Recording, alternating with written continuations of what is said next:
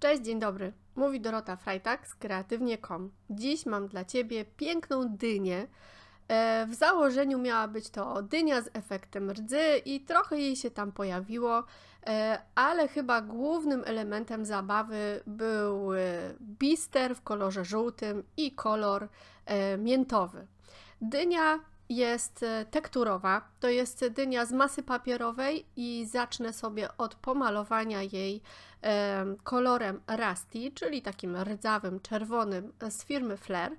I żeby było mi wygodnie, pomaluję jej podstawę do wysokości mniej więcej 1/3, a z pozostałej farbki przygotuję mieszankę z proszkiem Salt Wash. Proszek Salt Wash służy do zagęszczenia farby, tak żeby móc z niej utworzyć strukturalną postać, czyli odmierzam taką samą ilość proszku mniej więcej jak i farby i tworzę rodzaj masy. Podczas mieszania zobaczysz, czy ta masa jest na tyle gęsta, że da się ją nakładać w taki strukturalny sposób, stukając pędzlem. Jeżeli nie jest, to wystarczy dołożyć troszkę proszku i w taki sposób właśnie poprzez tepowanie tworzę bardzo ciekawą strukturę, tym razem prawie do samej góry, nanosząc ją pędzlem typu Standardino, czyli takim szczecinowym, dosyć solidnym, twardym pędzlem.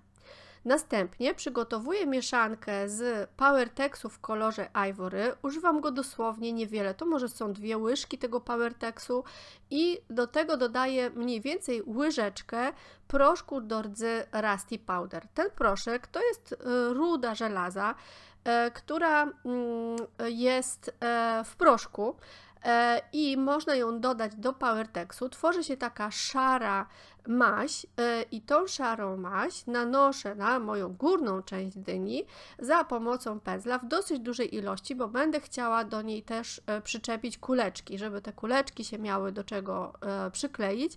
Do tego PowerTexu trochę musi być. Nanoszę to pędzlem, a teraz dodam sobie jeszcze Power Cotton, czyli niteczki. Są to niteczki bawełniane. Akurat to jest resztka, która została mi po stworzeniu jakiegoś anioła i mogę sobie ją w taki fantazyjny sposób po pierwsze namoczyć w tej mojej mieszance rudy żelaza z PowerTexem i użyć PowerTexu jako kleju. Kiedy to wszystko jeszcze jest mokre, posypuję to kuleczkami.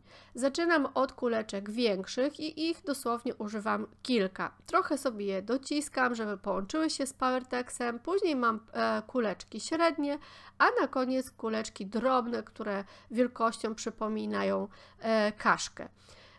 Dodaję sobie jeszcze mojej rdzawej mieszanki i to wszystko traktuję wodą z octem. Pierwsza rzecz, woda z octem musi być świeża. Po jakimś czasie ocet traci swoje właściwości i muszę Ci też powiedzieć, że ja tutaj użyłam zbyt jakby słabej mieszanki octu z wodą.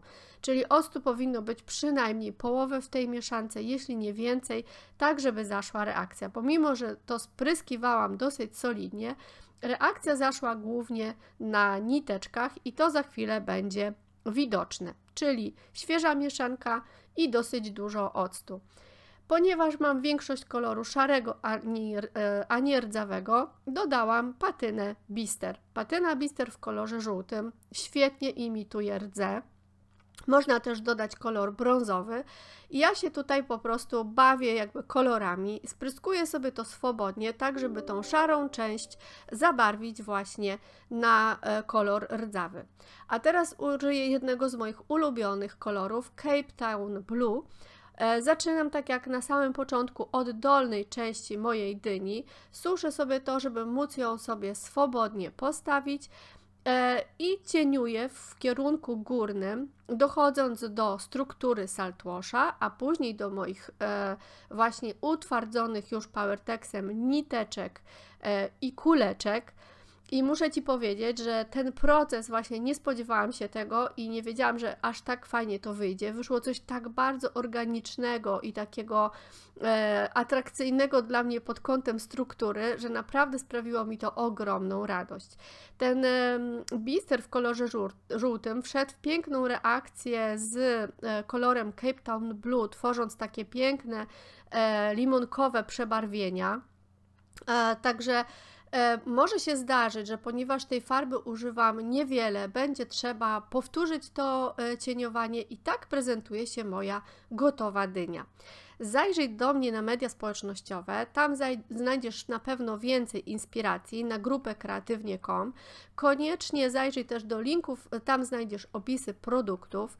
Mam nadzieję, że Ci się podobało, że czujesz się zainspirowana do tego, żeby opuścić komputer i biec malować swoje własne projekty. Do zobaczenia w kolejnym filmie. Pa!